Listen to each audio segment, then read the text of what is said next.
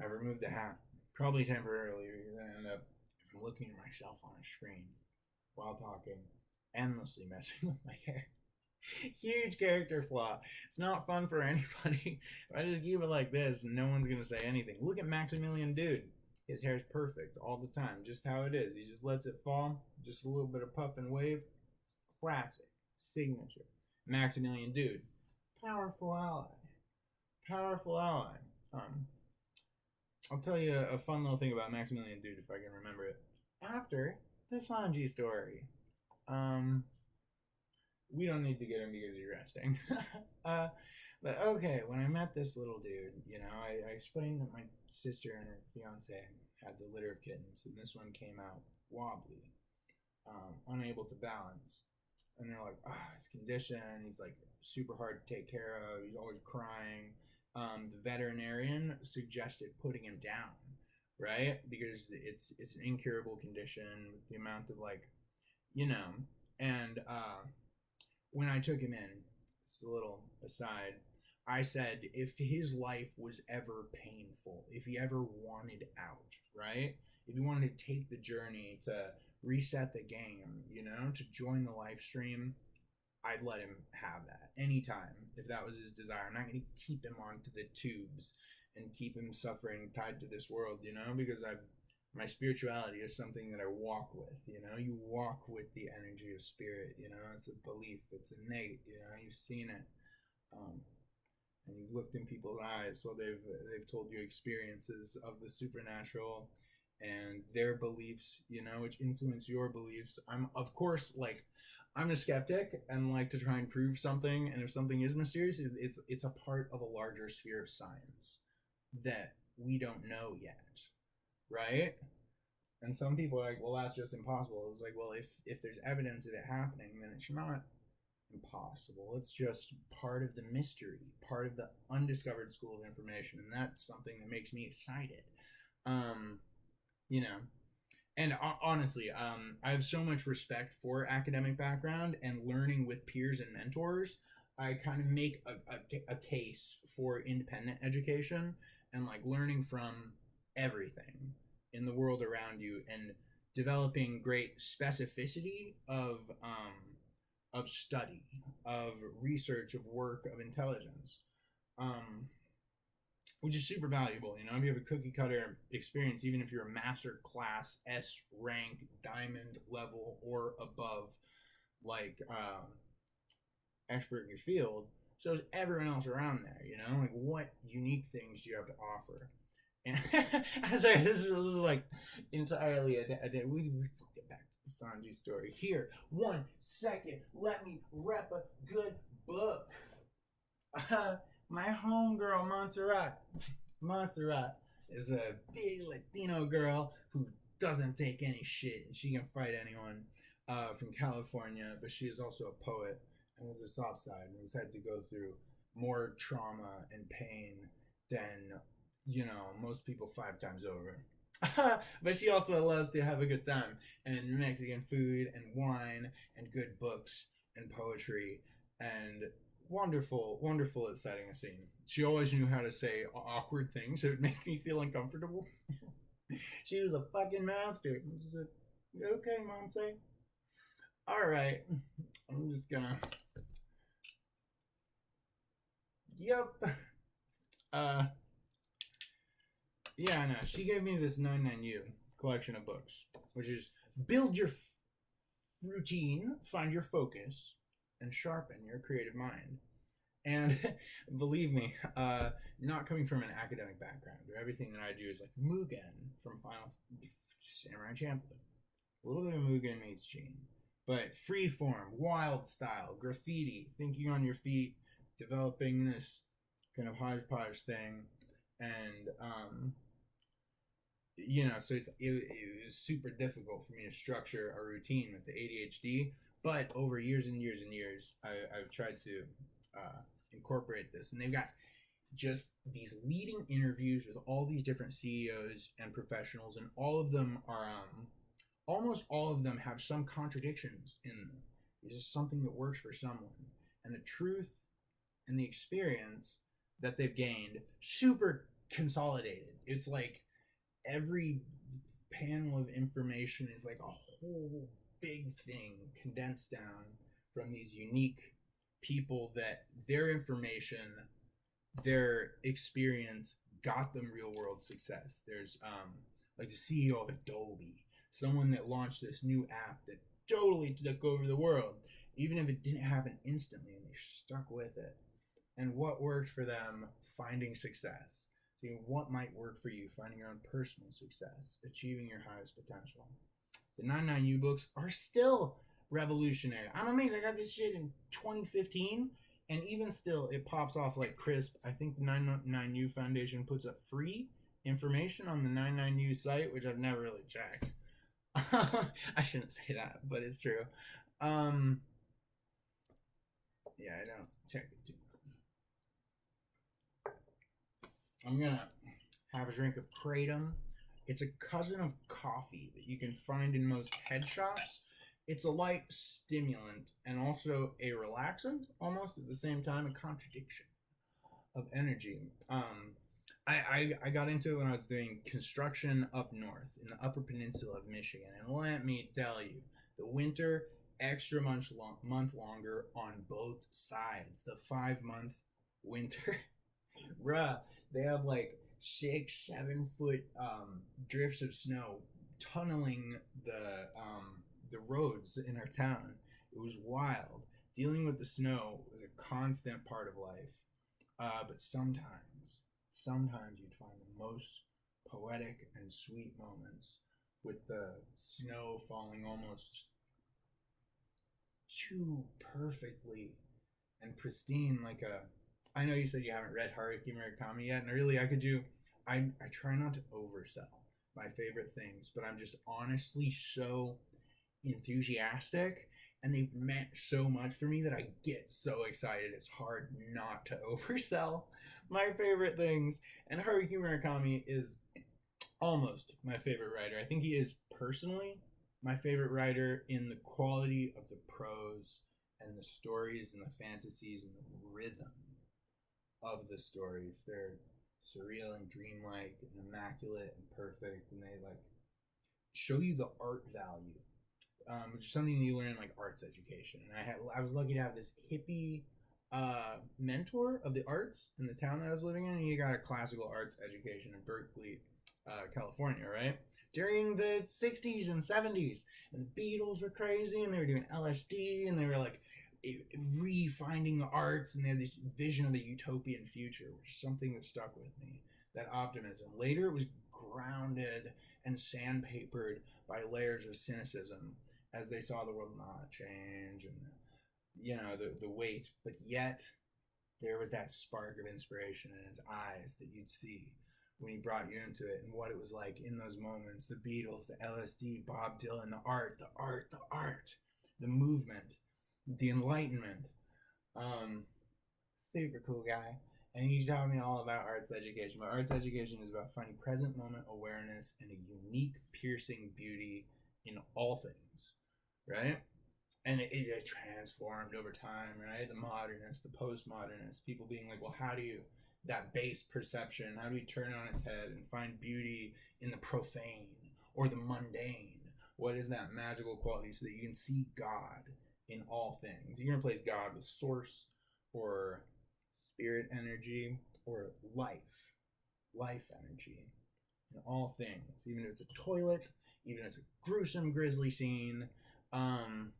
And it tracks like this pendulum movement of people's communication with the divine. That's how he explained it. It's people's communication with God or the divine, right? Like the arts have no functional purpose, but yet they speak to something innately human in all of us. Castlevania, like storytelling is another side of the arts, but the arts and the strictly visual and perceptual thing is very unique and powerful.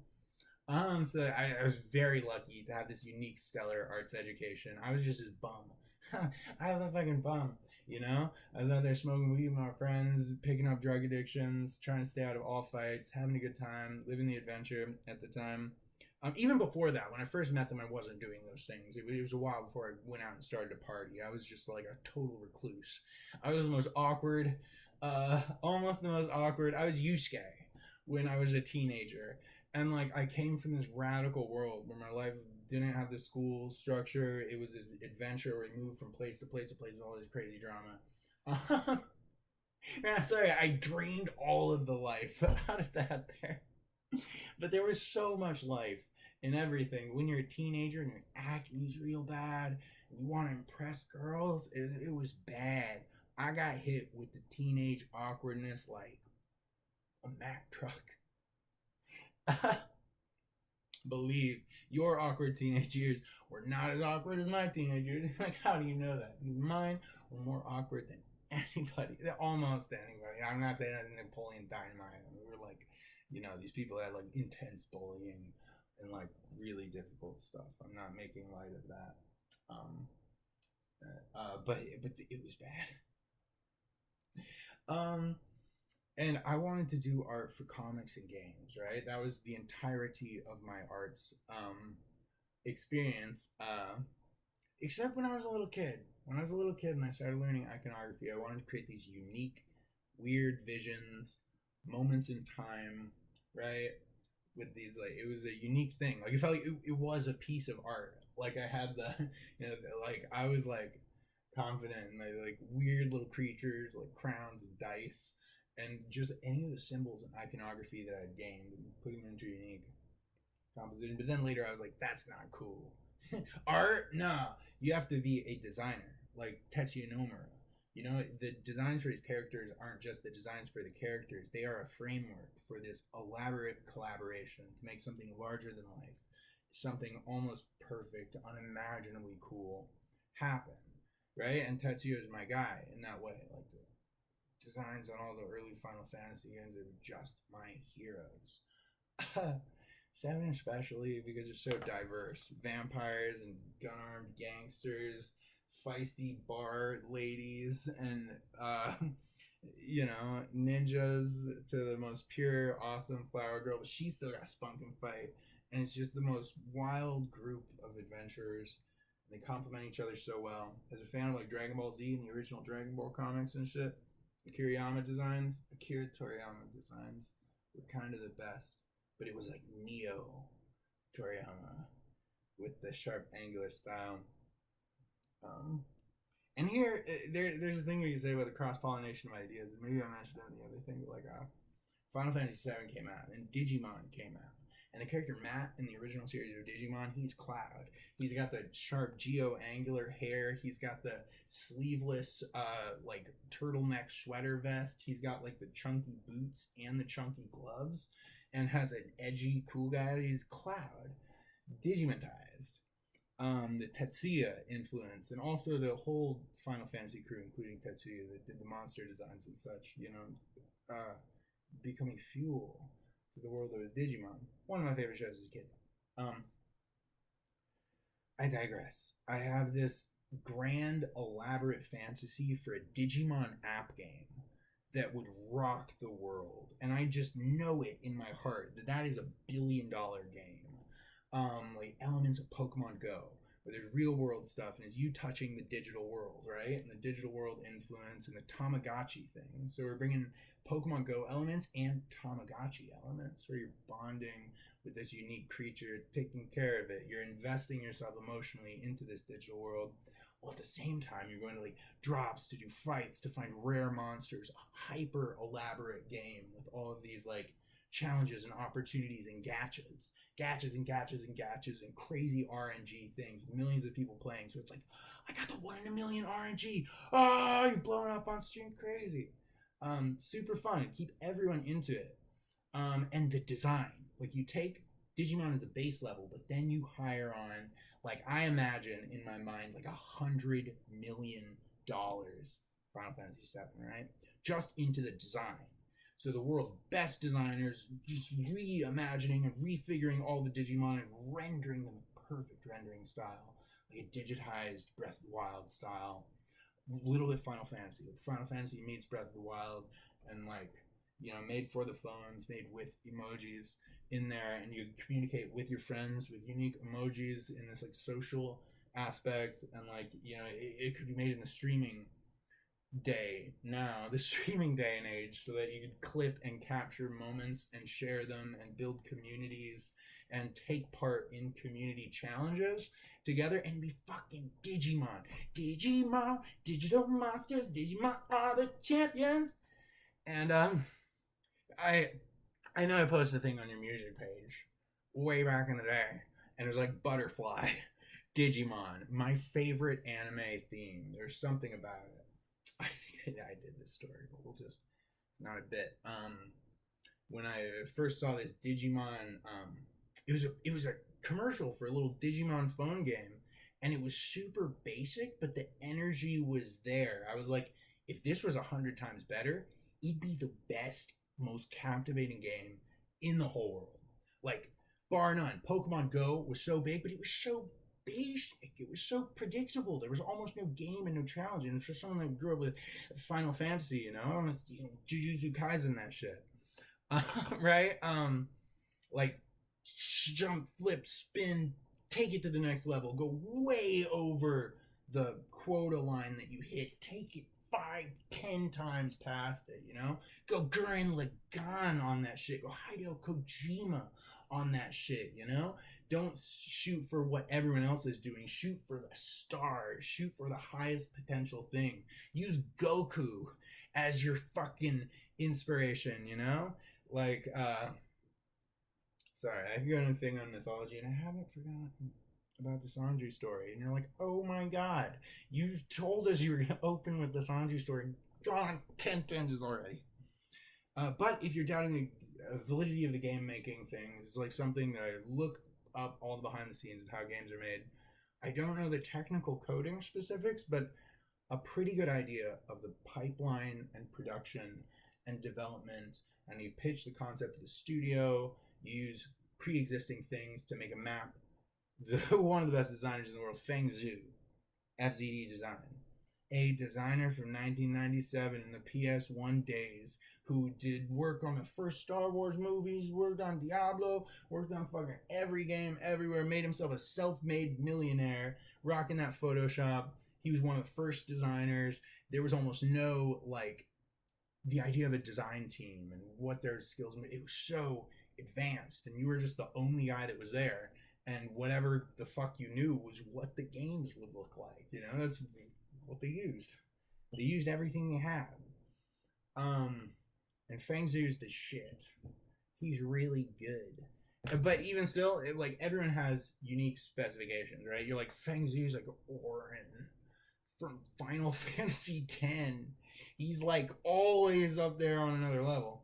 But then if you watch the Bubblegum Crisis video, where Bubblegum Crisis is an anime series about these cyberpunk girls and they fight like mechas and stuff. He does an Imagine, because he does Imagine projects for all the like art projects, and he talks about production a lot. I got hooked. I watched like all of Design Cinema. I watched all of Design Cinema, and have so much to do. He gives you homework all the time, and I just like skip through and did like the smallest amount of homework. I'm still learning it, but it's so fun and so interesting. And Feng is such a fun personality with his coffee there. He's like, let's get into it, they're drawing spaceships, barrels, imagining worlds, having fun, doing sound effects and noises while you're drawing them. It sounds silly, but then best designer in the world, doing these technically elaborate, like he's doing Star Wars ships, and he does a story about him doing like laser noises and like explosion stuff while he's doing it, and the other designers in there kind of like laughing, and he's like, gets you into it. And they started doing it too, and they were all in there like doing the sound effects of this because they're imagining it, like Hayao Miyazaki, when you watch the behind the scenes and you see him sketching, and when he's doing the storyboards where he just has each of the boards, but he has a stopwatch there, and it's his mind's eye. And he goes in, and you can see him imagining the movement and the capturing of the idea and the dream. And then tying back into the Quentin Tarantino thing a little bit with another master storyteller. But anyway, Feng Zhu in the Bubblegum Crisis video is doing these sexy anime girls. I could draw way better sexy anime girls. Way better. And he says often, like, all these guys come into the design in their portfolio as all these like scantily clad ladies. Like that is illustration. That's not design work. Design work is how you create a world. You know, you put together all these base elements in new ways that haven't existed before. You're like, okay, here's a spider and a submarine. Now it's this, like, um, what's the idea? Something that goes underwater. It's not a nautical spider with all this old scuba gear stuff on it, and it's like a unique thing you've never seen before. Two base elements, and that's the most basic effective part of design, and then you get way nuanced from there.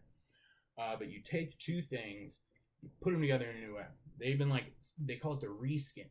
We take the shape of one thing and the texture and pattern of another thing, you put them together. But then you look at guys like Taite Kubo, the design of the hollows, so cool and blown, and there was no two things that you could have done a math problem to get a hollow. It was all these like different creatures and inspiration and like Japanese art, but it was him playing with the shapes with his own unique imagination and creating these monsters and shapes that never existed before. That's one of like it. It took me a while to get into Demon Slayer, and it took me a while to get into Jujutsu Kaisen. Because I'm the biggest OG fan of Masashi Kishimoto, Taite Kubo, and Oda, right? And those designers, and even Attack on Titan. People are like, Attack on Titan lit up, boy. I'm like, they got the vests and the suits. The design wasn't that. The way they used design in Attack on Titan is like 10 out of 10. I was a fool. When I went back and watched it, I was like, the way it moves and the way it captures the theme and the element and the energy, the intensity of the show is so like captivating. It's breathtaking. It brings you into this world better than anything but Blue Eye Samurai, man. Ooh. Blue Eyes. Watch it. This is the most tangented out video ever. Okay, are you ready to hear the Sanji story? Okay, so he can't really walk at all, and he rolls around. And at first, when I walked over there, wobbly cat videos, I thought it was funny. I was like, look at this guy. You go over, look at him, little cat rolling around. And then I saw how hard he was putting his entire life energy and his focus, and he was scared, and he was trying with everything he had to get to the food and to stand up and just to get that most basic nourishing life element, and I could see it and I could feel his pain. I related to him in a weird kind of way, because sometimes I know what I need and it's right there in front of me, and I end up sideways, man. I think everyone relates to that a little bit, and I'm like, what the fuck? Like, it should be so easy if only I had the balance to do it. ADHD and like drama is like, goddamn. But when you have someone to be strong for or be a friend to, it's really hard to treat yourself as good as you do other people. I try and be a host and I try and be considerate and stuff, but it's like Link versus Shadow Link in my mind all the time. Sorry. I put on a cool exterior and try and stay like fun and product oriented. The struggle's so I'm like the guy from Cyberpunk. Oh, but my mom's still alive. Thank God. No, Cyberpunk is another studio trigger. You're fucking crazy. Delusional Dungeon lit the fuck up like Christmas in July. It's, fireworks as well as Christmas. Christmas lights and fireworks. Christmas as well. I don't know. I just made it up. Shush.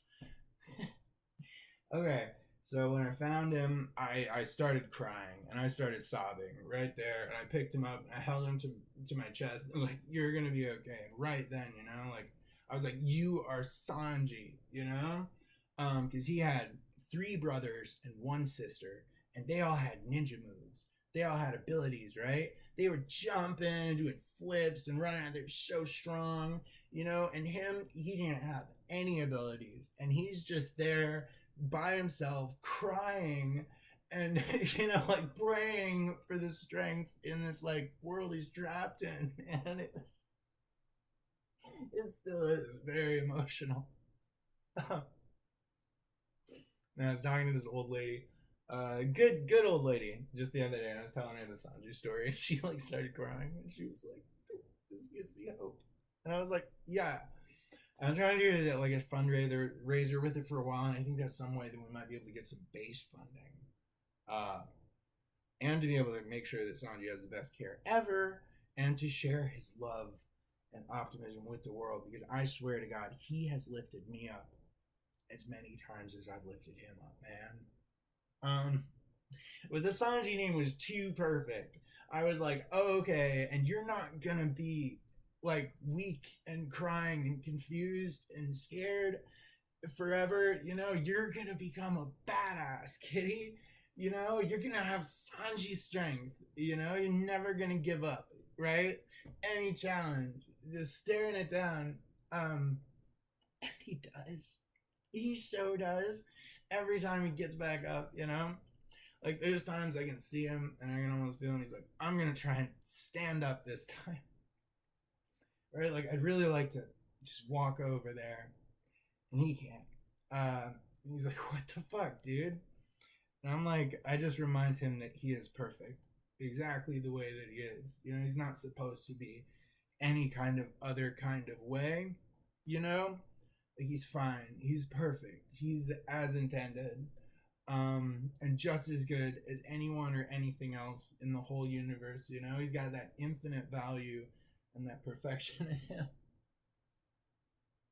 And it cheers me up, because it's not always easy to find that in myself either. But if you happen to be a guardian and you have to like get your shit together, you're like, okay, I can't pass out. I can't get depressed for a couple of days. This guy's always getting back up. And even if it takes so many hours a day, and it cuts into how much I can research and work, I find ways to work effectively. If you make a video presentation, it's consolidating a bunch of stuff to build a collaborative network, to establish communities, to find potential partners that might have something to contribute, something unique that adds another piece to the puzzle. I've got all these pieces to the puzzle, but the exciting part is that it's not complete, and that we have to find all the other pieces, and other people have them. So if I have a really valuable piece, it's only as valuable, or it multiplies the value by everyone else's contribution. Their own imagination doubles it, triples it, makes it possible, right? Like, Tetsuya Nomura, when he was making Final Fantasy VII, said that his heroes were the people that made Final Fantasy. I'm probably like retreading some ground. No one actually would watch all of these, so what the fuck? Maybe someday. Tetsuya Nomura said he got to work with his heroes every single day. They were those people that made those dreams a reality, and they forged on to tell new stories and new mythology that had never been touched before, with tools and technology that never existed before, and to like touch the hearts and lives of so many people, and they're all part of it. The original like Final Fantasy was like, you are a warrior of light. You're here with a grand heroic destiny, with the mysteries and the magic and the chaos and the challenges around you. You will find heroic strength and potential, and step by step by step, you start out, like on a common level, and you reach demigodhood by the end, like contending with the biggest forces in the world, like Ichigo in the Soul Society, right? Sorry. Every single thing I was talking about makes me emotional. I need another V8, man. I need a kratom.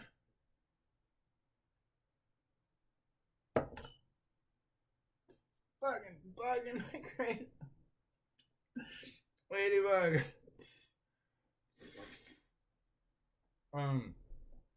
Where were we? We've gone on so goddamn many tangents.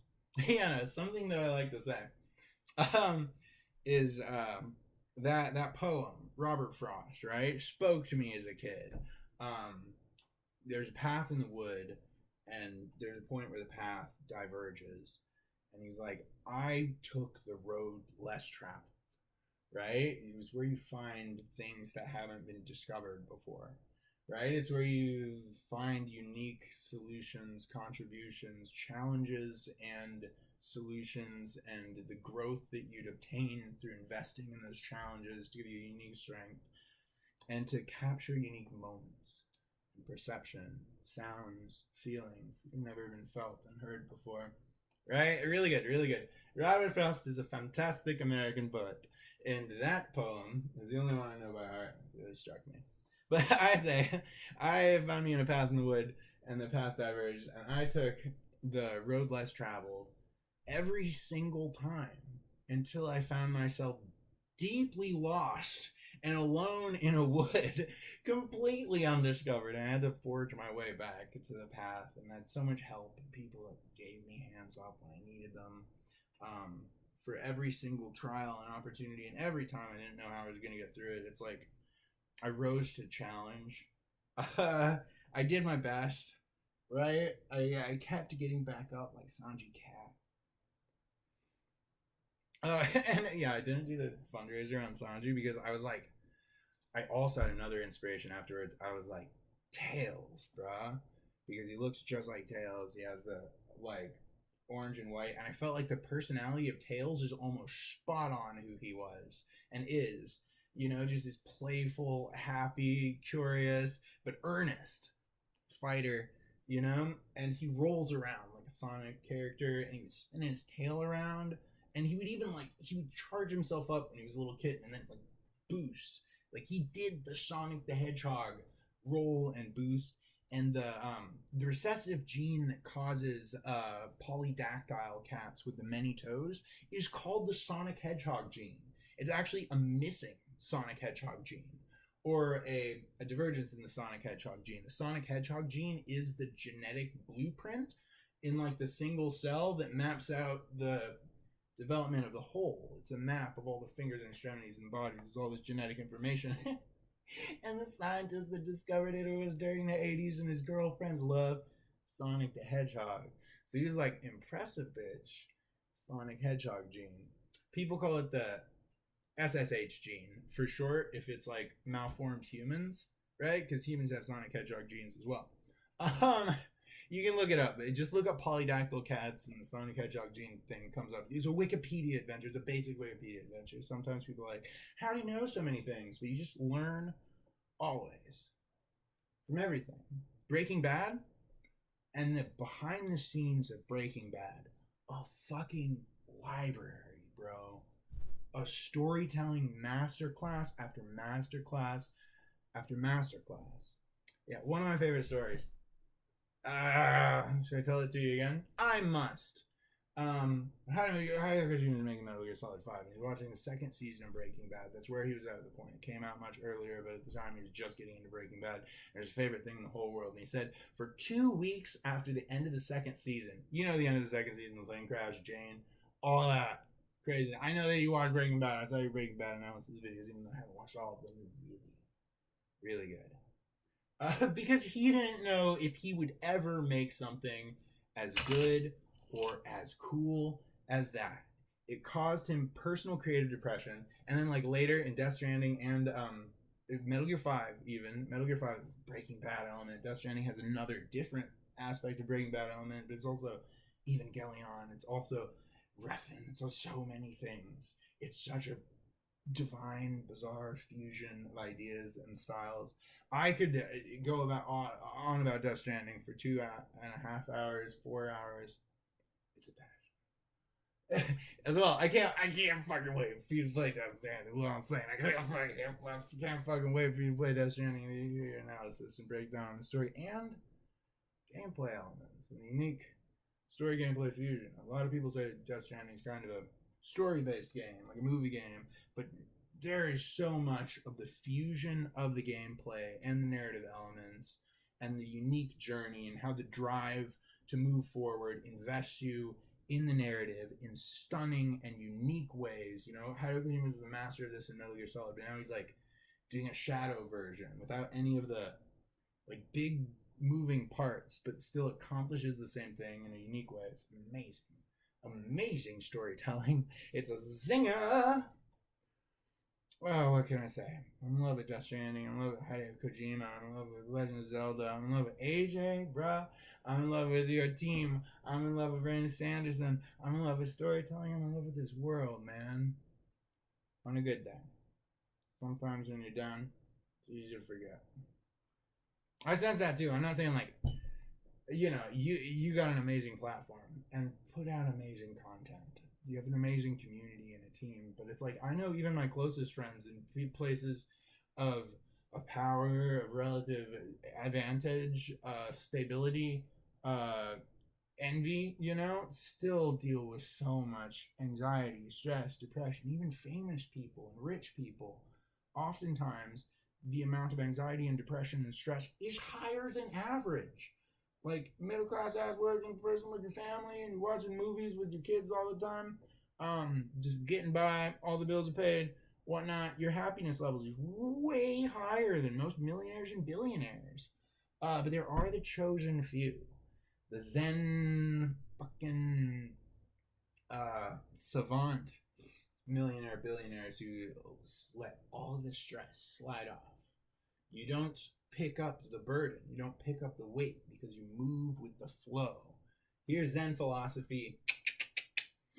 I gotta be a nerd, and I'm sorry, I gotta be a nerd and suggest another nerdy book, which is The Art of Learning by Josh Waitzkin. And I'm not like, oh, I've read all these things, but like these were super valuable tools in my own journey where I had like struggle after struggle after struggle, and I would see in a competitive field where everyone's gone to school and they've got peers and mentors, they've got financial backing, they've got a stable home.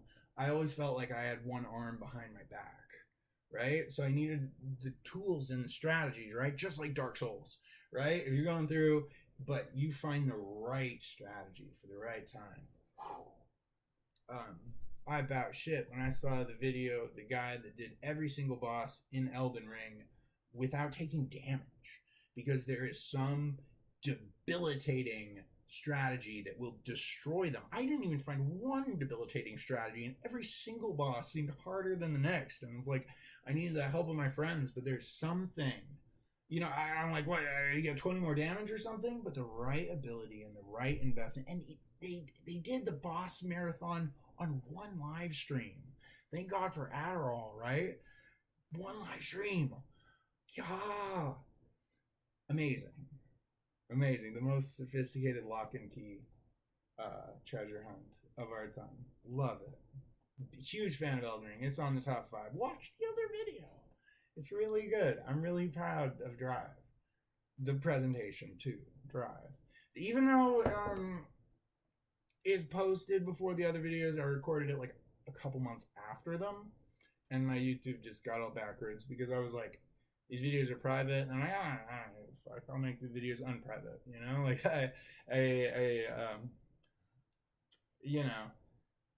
I'm not hiding anything, and my love and appreciation of the Lolia community is something I wear on my chest. And like the Imagine Only Friends, like if you're strong in your belief and your concept of yourself, it does not matter what anyone says about you. Someone could insult you or say you're all these things. If you know that you're not those things and you're just confident in your truth, every single insult or accusation just bounces off you. You gotta be strong in your truth. People try and overpower your truth with theirs. And you want to be a realist, you don't want to be delusional, but you do want to be strong in your intention and your focus and your drive. Sorry, this ended up being longer than I thought it would be. I hope it's been fun. I'm super excited. I want to do like video screen share collaborations. I can go on and on and on. And would like to make a creative show where I consolidate the things that I'm super interested in and the things that I've learned. A black hole of creative endeavor and accomplishment because it's such a, to be able to share those things in bite-sized videos. And you're so good at that, AJ. You've taken my dream and actually hit it at such a high level, and you're so good at actually presenting these concise, like, analytical things. When I was trying to review Death Stranding and articulate what it meant to me on Twitter, it was so sparse. At the time, I was going through hard times, but I'm sorry, that's like the theme here. I hope there's enough good times, and there always is. Like, even in the worst of times, it's like when you rest, when you find food, when you share a laugh with a friend, when there's something to be grateful for, and something to pick you back up, something that reminds you why you did it, why you stuck around every time you got back up. What is your own personal motivation? What's your drive? What's your joy? What's your inspiration? What gives life that magical quality that where you're like, yes, this is such a good experience. I want to trade it for the world.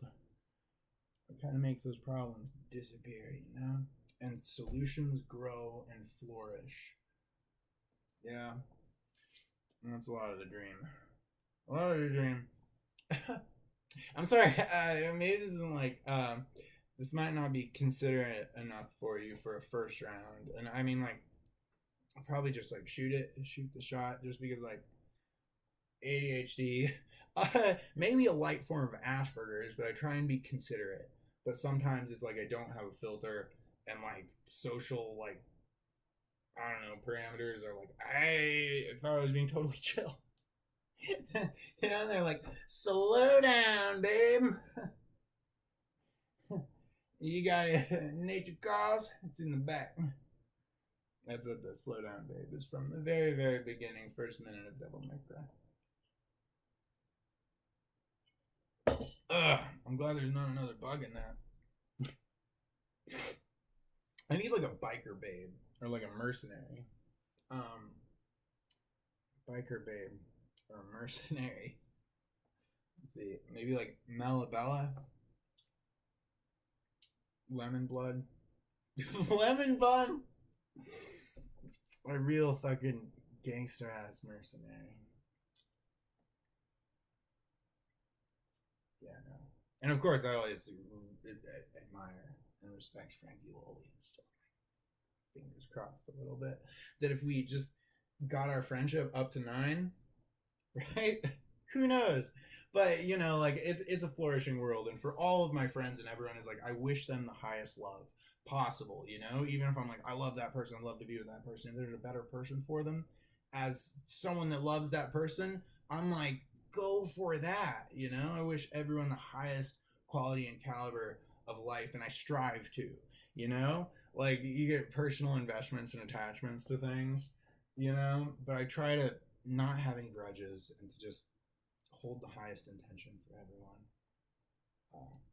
as much as I can. As much as I can. You should watch The Fable, the Yakuza hitman who has to live a regular, ordinary life. In Kyoto? No, Kyoto was in Blue Eyes. It was in the place in Japan. So Fable's good. It's really, really good. It's got unique storytelling. It's very much in the Yakuza framework and in the complex social structures of Japan. But kind of the mythological Yakuza hero with the god level skills. But he's got pressure on him. It's a good ass series. I'm just like the guy from Fable. Matter of fact, I'm like Saitama from One Punch Man. Now I'm Goku, bro. No, but, like, keep your heroes in your heart is something I always say. Truly, I'll tell you, back in 2005, my 3 favorite games were Kingdom Hearts 2, Devil May Cry 3, Special Edition, and Radiata Stories, sleeper hit.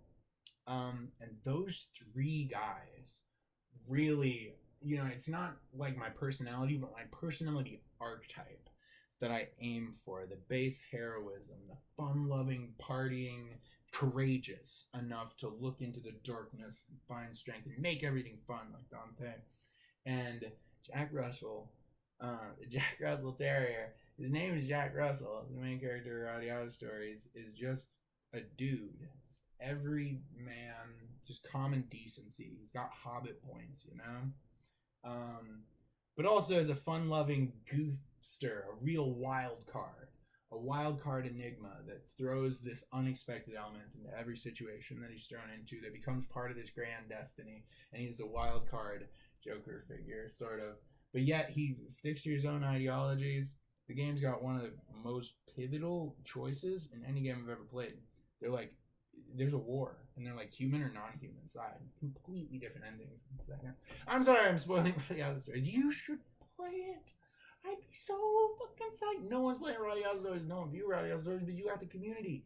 You got a community. You're not going to pick up regular viewers Roddy Out Stories, but you got such a good art style. It's got such a good sense of humor and unique gameplay elements.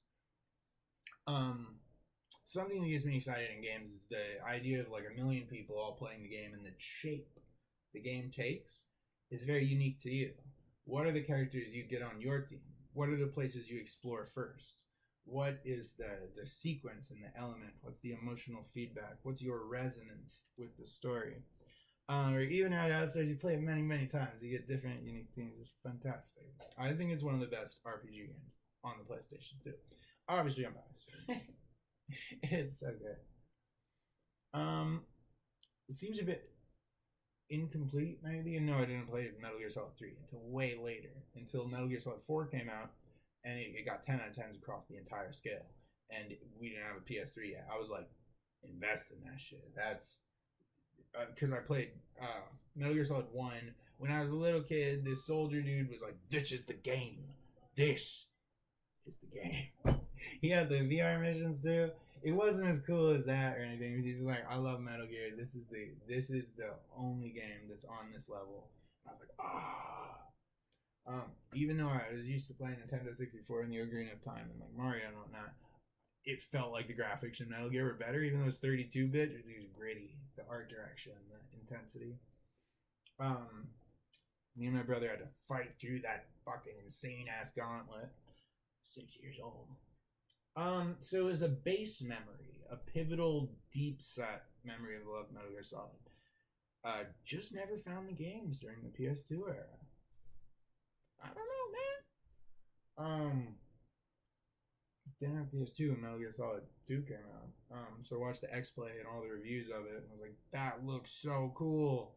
But then just never found it at the stores. Anyway, those guys were my heroes. Roddy Out Stories is awesome. I'd love to see that. Devil May Cry is awesome. I'd love to see that. But that PS2 dial-up internet hero self that wanted to just be that guy all their intelligence is wicked low. Bro, Sora intelligence 2, Dante intelligence 2.5, Jack Russell intelligence 3.5. You know, out of 20, Dungeons and Dragons score, bro, or like up to infinite, but no one has more than 30. But they got something else: street smarts, wisdom, intuition, understanding deep and complex truths, and having the strength and confidence who they are. Like Dante's on the cheesiest guy. I remember Sora and Dante showed up in the Game Informer worst characters of the year award, and Jack Russell was in the best. And I was like, what the fuck? Where's it? And he's like, Dante's get the no spoilers, just silly things. And Sora's doing like Under the Sea with Ariel, and he's like, but I'm like, those are my boys. Those are my boys. They got something.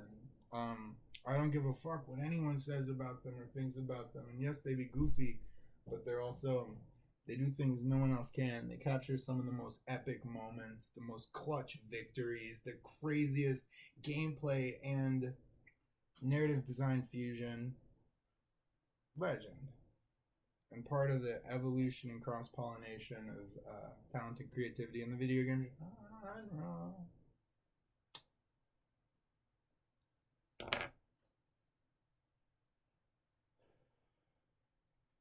I'd love to at least be able to produce an interview show that's like diverse creative talent and personable interviews, because I love interviews. There's an art to the interview in having the consideration of the other person, of creating that space as you do, the space, the levity, the fun, where they can be honest, but also with the right setup. Where there's sometimes someone has a very articulate thing that they could say, like, what is the mission statement or the thing that you learned from the thing that you focus on for like 6 months to 3 years, right? Like something generic that they have prepared, and you have some questions that key into that, and you set them up perfectly to do the most articulate prepared thing. Other things are good to be completely improv, completely honest, something that builds friendship and levity and spontaneity in the conversation, and it's a balance between both, where you want to be informal, something that makes them look good, that gives them a platform to uh, to present their intelligence and their experience, where they feel confident and comfortable, which ties into the mercy cheerleading, galvanizing of people. I swear, I have a buff that makes everyone on the team go 20% to 2 times as hard, and we beat guys that are twice as big and tough as us.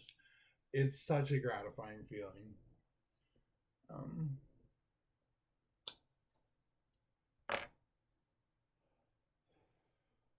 we'll have one Overwatch story.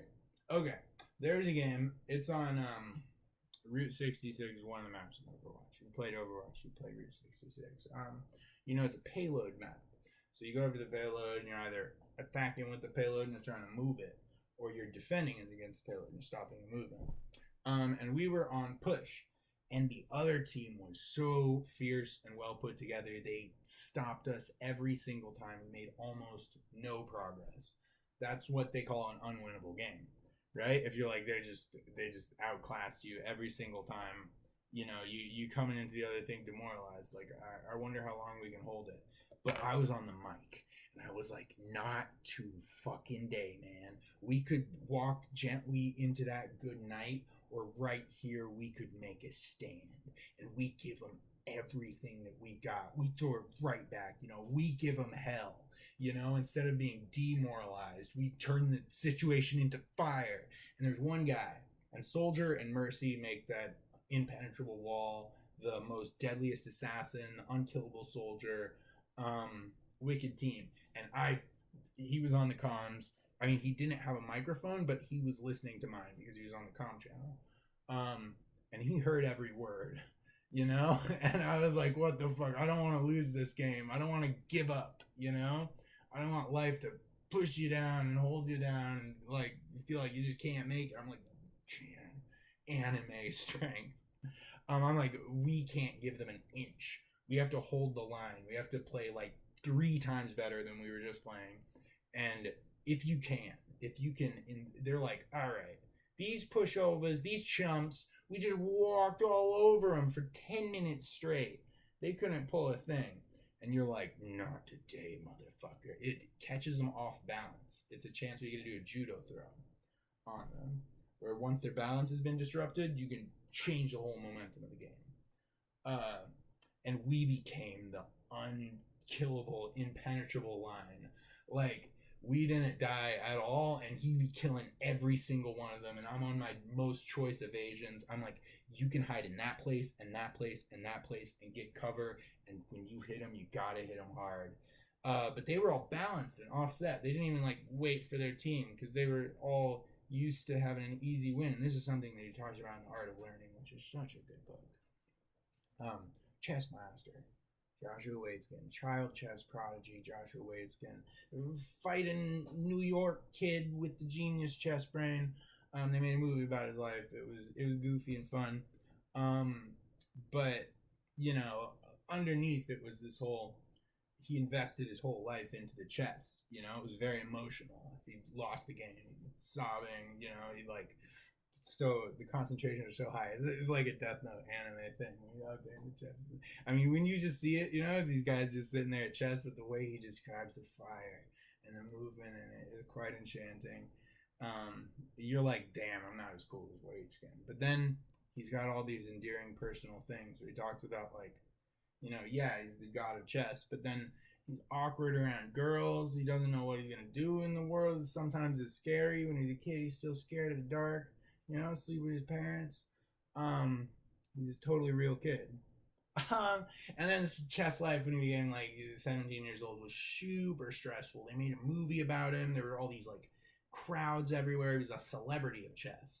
And what he was like, he had like a driven fucking chess mind where he like entered the chess world in his mind. It was his element, right? Classic example of someone finding their element. Where something was like intrinsically valuable, the movement, that it was something that his brain was fascinated by and whirled into kaleidoscopic galaxies of thought and information swirling around his brain. It gave him his joie de vivre, joy of life, and inquisition and all that. But then the joy and the play and the fun of this space of chess was completely gone. His game was on the floor. I mean, he was the highest rated US chess player from like 5 to 17. He repped the entire America in chess. But yeah, he's just his kid, behind the scenes. You look at Q or Caleb Hart or any like immaculate performer, and even if you're like, oh, those guys are great, if you're a comedian or you're an analyst and you're doing unique review of film and game and anime, and you're perceiving things with your perception score of 22, right? Where these and articulating it in unique ways that add to it your imagination, your intelligence. You're giving your imagination to the story and this give and take and sharing that with the community. It's magic and masterful, and other people think the exact same thing about you. Like, you're like Q, you like Caleb Hart, you like Josh Waitzkin up there in your element on a high level. But you're a person as well. Hang-ups, anxieties, insecurities. It's like the I don't want to say the only scene of emotional content in Final Fantasy 15, but the scene where you talk to Prompto and he's like happy-go-lucky dude, right? Running around, he's the Joker, he doesn't care. He's like actually inside mess of hang-ups, complexes, like not feeling worthy, right? Feeling unworthy and dealing with self-worth. Man, that part, like, that shit choked me up. And then when I watched Frankie Lolia play through that part of the game, it choked her up too, and she's like crying. I was crying watching that. Yeah, no, everyone has that. It was so cool coming into the AJ stream for the first time, and you're in my favorite part of the story where it's the whole cake, Sanji's there with his family. Luffy confronts him. Luffy come out, and he's like, Sanji! He's not going on without him. Never abandon him. Fucking Sanji v. Luffy, my favorite fight in One Piece still. My favorite fight in One Piece is still like Kaido, Big Mom. I mean, even some of the fights are such spectacular fireworks of animation and design and momentum, and just like all the millions of fans of One Piece and putting their inspiration together into this unique, immaculate, perfect vision. Animation is so good. It's like the whole world like adding their energy. Ganbate, ganbate, ganbate means add my energy to yours. When I was a teenager and I heard that phrase, I was like, that is the coolest cheer ever. Like in your sporting event or something. It's not just like go AJ. Which is kind of what you're saying. You're cheering for them, you're voting for them, you're adding your energy to theirs. And if there's a whole bunch of people all adding their energy to someone, you get can ride that current of spectacular energy and perform things that are almost superhuman. This is a good time to smoke this. Okay, I will rep another TED Talk. If you do like 3, and the mathematician kid from earlier, the autistic mathematician kid that came up with new physics on his walls as like a middle schooler. What he said was, you want to learn, but only up to a point. You want to learn the base framework and the understanding of whatever field you're working in. and the components and how they fit together in those reactions, and then you want to play. You want to memorize it, but then you want to forget it and let it go subconscious, where you don't just learn, but you think, you create. It's active, and adding that other half of the component into the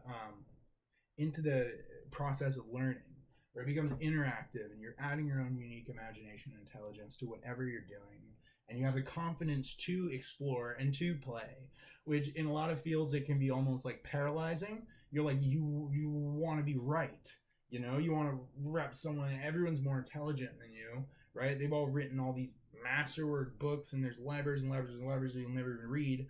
So it's hard to have an opinion and have confidence in that. God knows I know, even for someone that is experimental and like creates these grand, elaborate frameworks of dreams and projects that keep me up at night, and like I'm thinking of the next coolest thing ever. For me, what would be a dream game or a dream story or a dream framework for collaboration to get other people to create things in this interesting idea or world,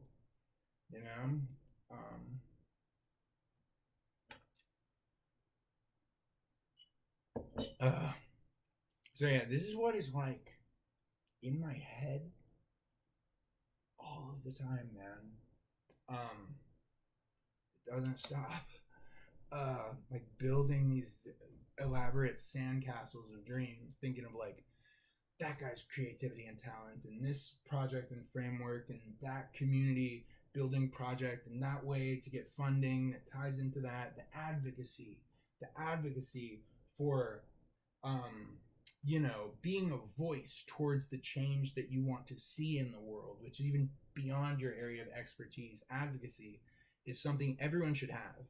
In addition to your expertise, right? You should have advocacy, right? I advocate for the best education system in the entire world, made available free everywhere, and having like peer and mentor based moderation within this system when you buy into it, and online groups together who can like cross pollinate their ideas and have the accountability and momentum of structured education and the building blocks of one thing to the next instead of having all this sporadic information that you kind of have to put together. That's me. You get that structure and that framework, but also having the unique, like being able to not just get a cookie cutter mold, but to be able to like study what is your element and make that your main thing, bring your personality into it. So it's a very unique education. I want the best education in the world. I want the best parks in the entire world. We talked earlier about 1/4 of the military defense budget being enough to create enough organic farms that the entire world's population would be sustained. World hunger would be ended. So if the conflict was to dissolve, you're like, everyone should just put down their guns, but there's so much momentum, there's so much drama. Everyone's pointing their guns at each other, and until the entire global stress and conflict decreases, so we can all put our guns down together, it's really hard to just like make that change, right? Because it's like, oh yeah, America's gonna put down their guns, and Russia's gonna be like, you lose, right? Risk. Everyone's playing Risk. But if we have an age of innovation, an age of solution creation, global problem solving, where problems are open sourced and crowdfunded, right? Open sourced and crowdfunded and by the community for the community, projects that increase world good for all, right? And everything should be inclusive, like in the age of globalization, there's no way I'm sorry, I don't mean to say dumb things that make me sound like I'm doing a college essay, but in the age of globalization, there was like for the longest time until the world was mapped and then the world was connected through the internet, right? So Hideo Kojima shit. There was always borders and boundaries, and there was you and the other, right? There was no, and the boss talks about this when she was the first woman into space, and she sees the entire planet from the global perspective, right? Like all one team. And the game, instead of winning these conflicts, the game, and Kojima touches this, becomes the end of world conflict. To fight the battles like Itachi to negate the battles, right? To prevent conflict before it happens, and to, be able to take all of the lesser evils and the greatest goods for all to do it as effectively as possible. But all of the age of industry, right? The factory age, the industrial revolution, the industrial boom was made in this era of separation, isolation, where it's like you every single plan in the world was based with a circle around your people or your nation, and those are the only ones that you care about and vote for. You have allies, and the alliance is to add something to your people in your circle, or it wouldn't work. There's no reason for it, right? Except for like altruism and altruistic endeavors. But by and large, the government and its priorities and where they spend their money, where they put their firepower, where they put their aid, is to like serve the self, right? Like I was turned off by the idea of patriotism by a lot, I was like one of those kids that got all of the war crimes and the times the government did sketchy ass things as my education.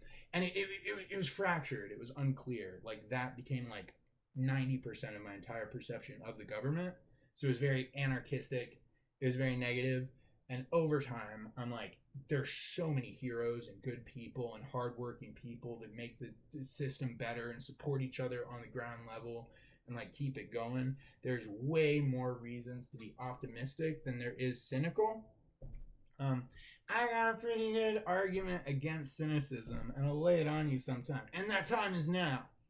If you look back through history, human history, all of our ancestors, right? All of our ancestors since the very beginning, pretty easy to die if you wanted to. Jump off a cliff, jump into a river, right? Rig a tree up to fall on you. A very small cut or incision that shock would make almost painless. Facts. And yet, despite all of the plagues and the struggles and the suffering and the heartache, every one of them opted survival. Of the 200 million people in slavery globally right now, man, they all choose life every single time.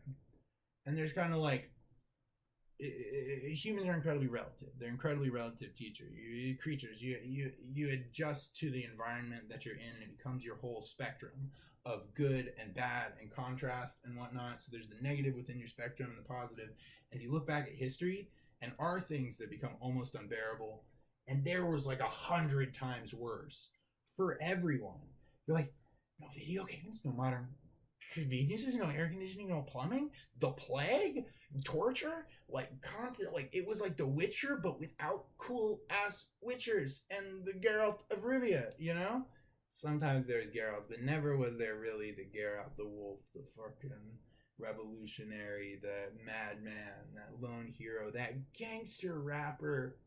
Man, I think Geralt is still my number one game protagonist. And then they're like, holy shit, Cloud, Sora, Dante, Solid Snake, Raiden. And I'm like, yo, Geralt's mannerisms and the way he is a video game character. Like in a video game, you take on hundreds and hundreds and hundreds of people. Most of the time, either you're Uncharted's Drake or whatever, it's like a completely different spectrum of like reality, where you go into these cinematic like action gun sequences. You're fighting like a number of enemies, but you're the American sniper on crack by the end of the game. Like you're like, yeah, I had to kill like 500 people on that adventure, and it doesn't make sense the more you think about it. But the cinematic narrative of The Witcher is tied closely to the gameplay, where it's like he could do it. He's the guy that could fucking fight an entire video game's worth of challenges. And every single choice that you make, while incredibly meaningful and plot moving, is in character. He sells it regardless. So there's personality and choice, and it becomes this co-creative Like, you are Geralt, but still Geralt is Geralt, is perfect. He's like John Wick, but like a gangster rapper. John Wick. And he's like the guy from Die Hard, where he's also just thinking on his feet. It's like, yeah, he's perfect. And that's why I love Geralt of Rivia. There's a whole lot more. I could do a whole thing on Geralt of Rivia. I gotta make sequential videos. This is like just the kitchen sink. This is tangent after tangent, but I'd like to do some writing. And maybe have an assistant or a whole team that could help me whip together scripts and edit together the presentations, make concise type stuff with my own unique language, and using that as a collaborative way with other people's language and analysis. Doing collaborative videos would be really great, you know, to get the dance of collaboration into all the projects we're doing here. Magic. Man, we should talk about that Digimon game idea a little bit. Do you have all of the parts that I mentioned memorized? And can you imagine it in your head if we just, let's do it for a sec. Imagine it, Pokemon Go, Tamagotchi, and then Final Fantasy, like Pokemon Go, like on crack with the craziest art direction. The most elite tier, best designers, art direction.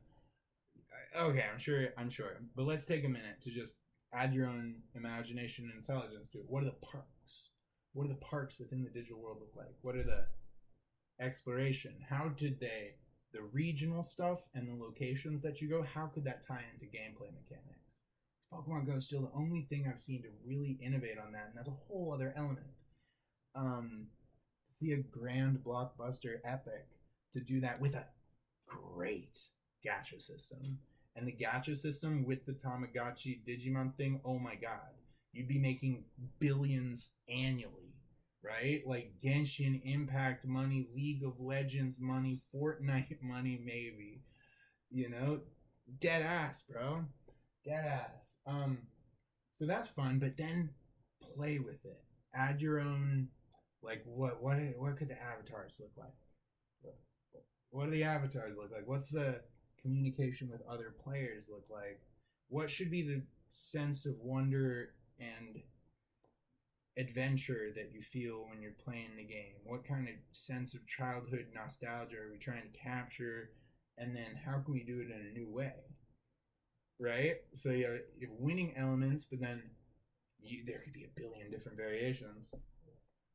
I'm the kind of guy that gets jealous every time Hideo Kojima's working on something, or the guys at Square Enix are working on something, because I can't play it, and I know that they can, and there's an active running engine of these things that you don't get to see for years.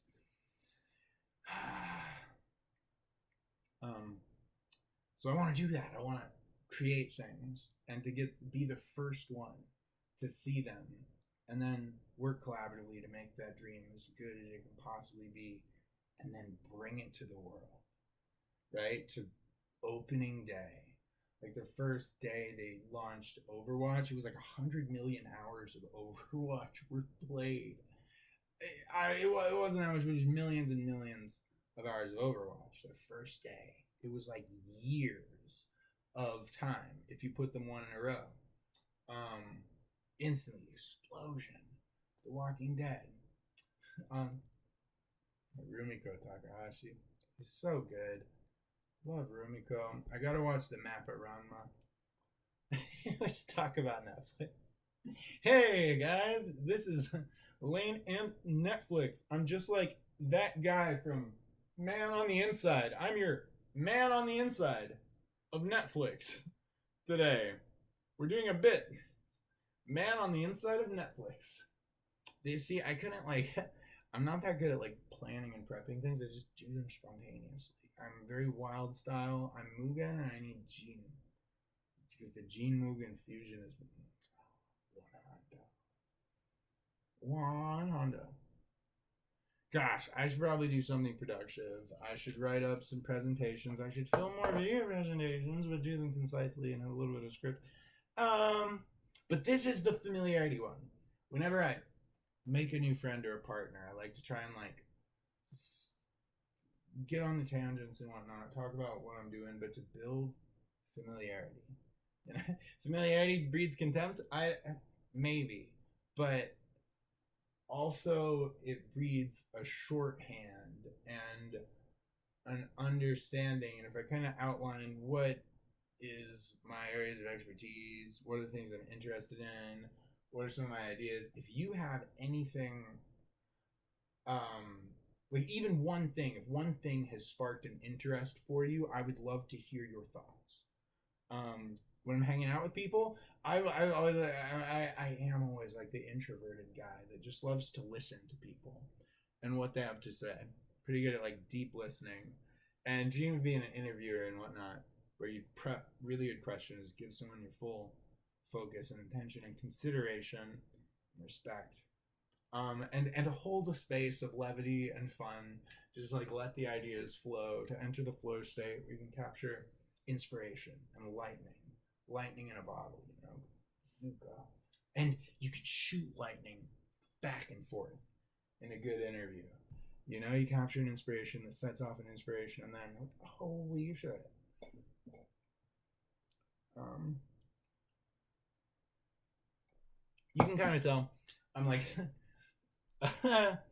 not necessarily like procrastinating, but like I'm like alone with all this stuff, and it's like a million different things, and I have to find my way through this labyrinth.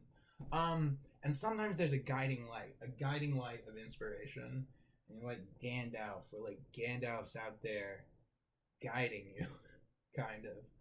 And you can fight your Balrogs, no problem. Um,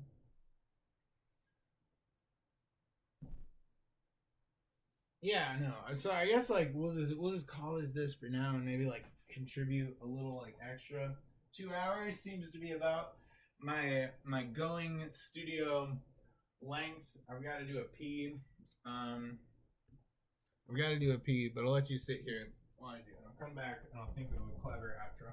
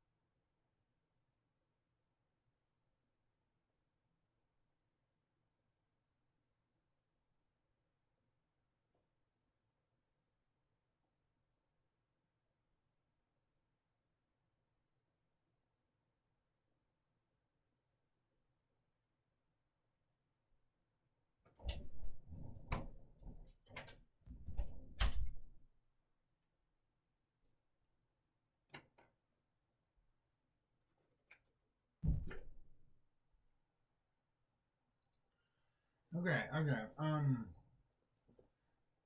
This has been awesome. This has been Lane. Yeah, building a positive momentum. What is exciting? What's fun? What's possible? You know, to I love.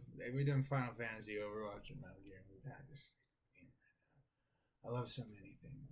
We couldn't outline it. It'd be a whole show. I hope to have one someday. But also to work in production of like bringing dreams to life and helping people to achieve their inspiration, their element, their passion, and to bring that passion and creativity into the work that they're doing.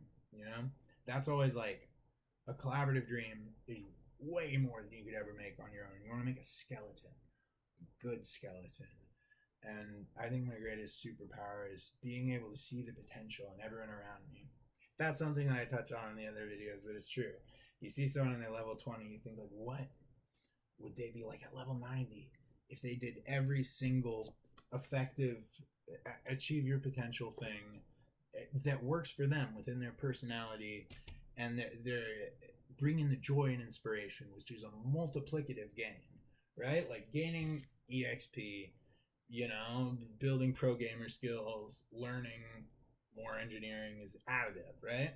You do additive and additive and additive like a Dark Souls stat, and eventually you know, you excel. You've gained all of this muscle mass and these abilities, but there's other things that are multiplicative gains, right? Where if you go in inspired, there's things where your potential, your movement, your energy is doubled, tripled, an insane buff, right? And there's a lot of study and research into what creates those buffs. That's a lot of the art of learning. I think I name dropped Joe Dispenza, but also name dropped and said I've studied so much of his work and have so much respect for the work. Man is a genius, but in a way that helps people achieve their potential and have lives of the greatest joy and peace. The right kind of genius, man. Yeah, it's like a direct message. This is a direct message thing. I'm sorry for blowing up your whole area there. I'm always like, yeah. I don't want to say too much because I know I believe in neuroplasticity and everyone's like a spectrum. And even if you're predisposed towards things, you can work on your strengths. You can work on your weaknesses. You know, you don't want to affirm your weakness all the time, or you increase the strength of it, like a placebo. Um, so yeah, the ADHD creates a lot of unique challenges in my life, and like the communication thing, and just trying to like, I'll be like, that's awesome, right? Like, that's a fun, playful, positive, inspiring, and people are like overblown, dude. You gotta, you know, fit within the framework. You know, you gotta go with the flow, right? And I'm trying to do that more. And that's something, if you're an outsider, a stranger, I've been Naruto my whole life, being real spiel, dog, real spiel. That ass, bro. Naruto. Uh, and just dreamed of having a ninja team, you know? Ninja team. Beautiful girl, badass adventures, gonna be the greatest ninja within your element, you know? It's not about being the Hokage, it's about being your Hokage, right? Because you know, everyone can't be the Hokage. I think you can. You can achieve whatever your highest dreams are. The Hokage is a symbol, you know, your highest self, right? And when we are all Hokage, all of the world's problems will be like nothing. We'll be like, oh, geez, man, we the elite team of only Hokages. They all work so well together. They have the inspiration. Let's see if I have anything like additions. Sometimes I can remember things that I was talking about earlier and have another point. I'm sorry. You're like, this is so like a tangent here, tangent there, back down there, and then we jump back to over here. Man, keep your tangent straight. Keep tangent straight, Lane. I even forgot the addition I was gonna sell. It's tough being Naruto, man. It's tough being Naruto. Nah, man. I don't want to complain about it or nothing, but like, my hand would go numb. It was so goddamn hard.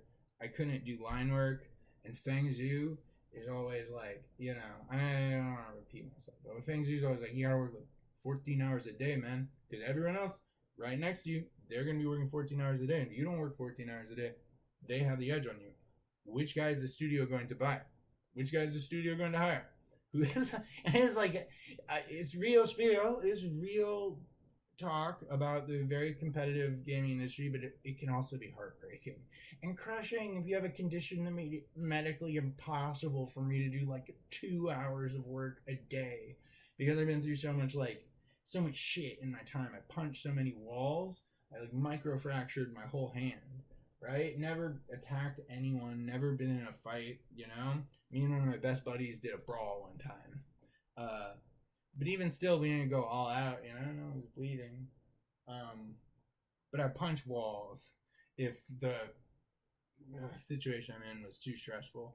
I'd want to attack the situation I was in, which usually just ended up being the wall. I went through physical therapy and pretty much fixed my hand. I can do like 5 hours of work now. But still, like, the line work and the slight like wobbliness, I try to use it in my style. And in that time, I invested myself in lots of other skills and research and behind the scenes. And the idea with direction, where if you did have the vision and the elevator pitch, where if you have vision on very selling points, then what you can create is a lush, fertile landscape for innovation and collaboration and inspiration. Innovation, collaboration, inspiration, right? People get new ideas, be inspired by this thing, have tangents and experiments like Attack on Titan, right? Wild characters and adventures and like thought experiments and having fun, getting into the mind of it, and collaborations. People will combine their skills together in unique ways, where all of a sudden the ideas are a tennis ball game, back and forth and back and forth and building momentum, and innovation, doing new things and creating an evolution, an innovation on an existing framework.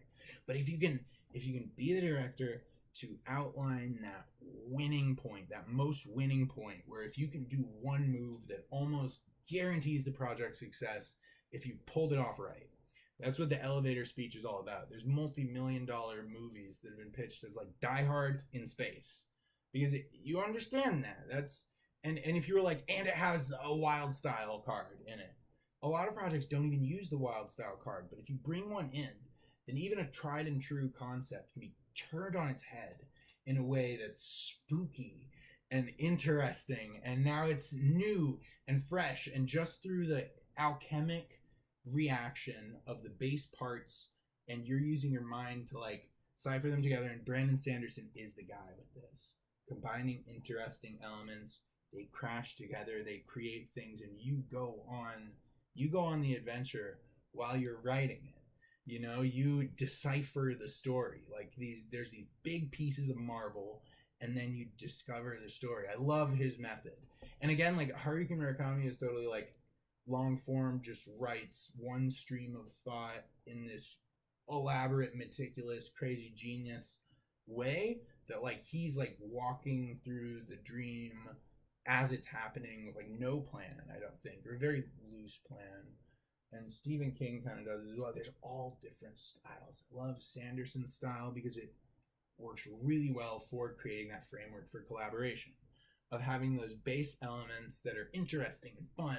And do they create a spark when you hit them together? Is there that chemical reaction, that arcane element where all these tried and true things come together, but in a unique way? And when those elements start pressing on each other, you see new colors that have never existed in the spectrum before. You see a new element on the periodic table, and you got to go for it. You know, it lights that creative passion and fire under the whole project. So that's something that I've invested myself in. That's something that's a big area of expertise. It's something that you can learn, and I have like invested a high quality, independent, educational curriculum, right? I jerry-rigged curriculums that are the best like getting the most effective pros that were able to embody the things that they're teaching in their work, right? A lot of people are like teaching a curriculum, but it's like in their life and in their work, is the curriculum effective? Is my biggest thing, right?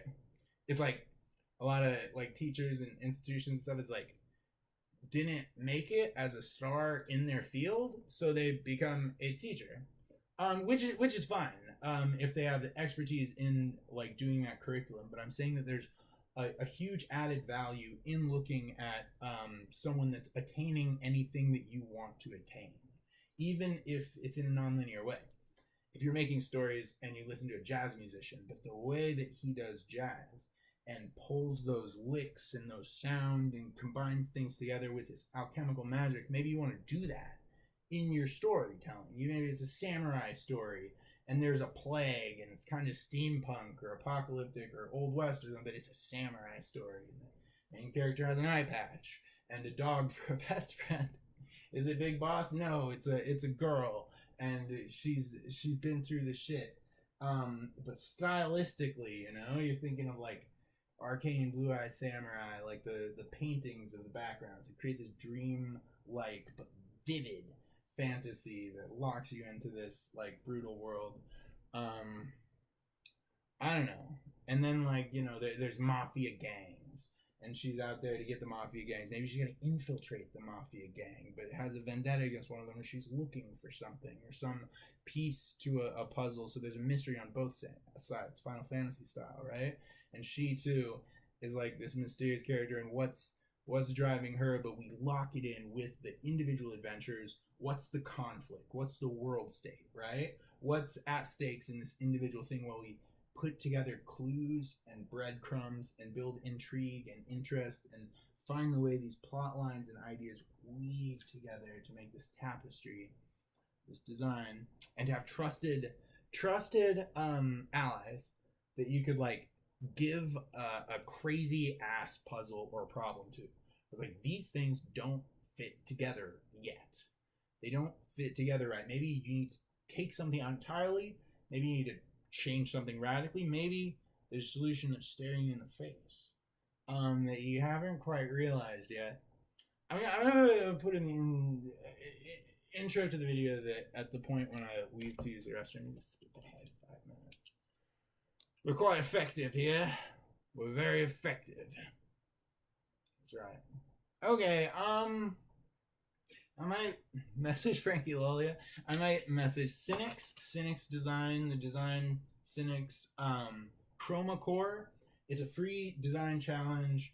It's the Mecha Gauntlet design challenge of independent designers where they throw out a prompt for an idea every single day. Wild ass prompts.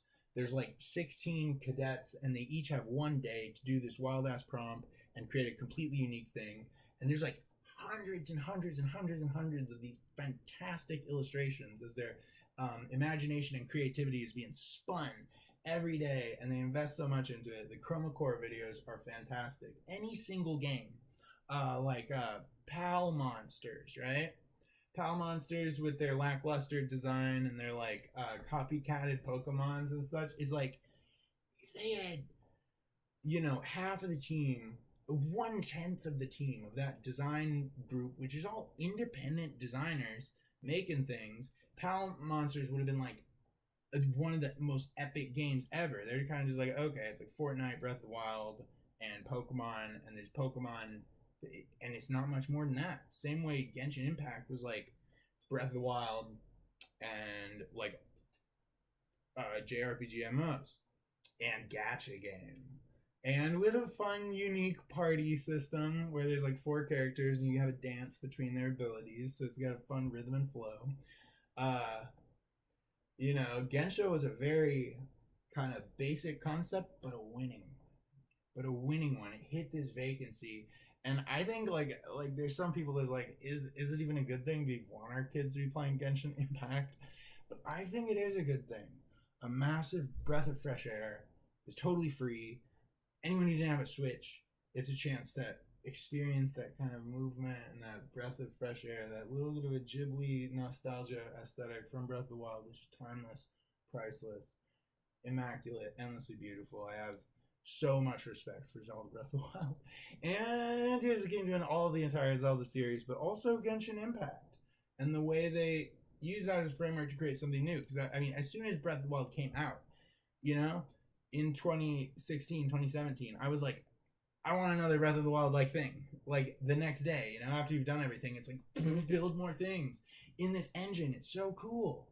And Nintendo's like, we will make new things when they come to us. One Mario Kart track every year. When you see like mod making people who obviously have a high amount of agility because it's independent, it's a work of passion, but they don't have the tools and the structure and stuff, but they will make entire collections of enemies, plot lines, additions to the game. It's like if a professional studio was to invest a fraction of the profits they bring from a game like that into like a mod type community, but a professional one, you have an evolving game. Like we killed so many bokoblins and lizarfoes and hinoxes. I'm sorry if you don't care about Zelda enemies.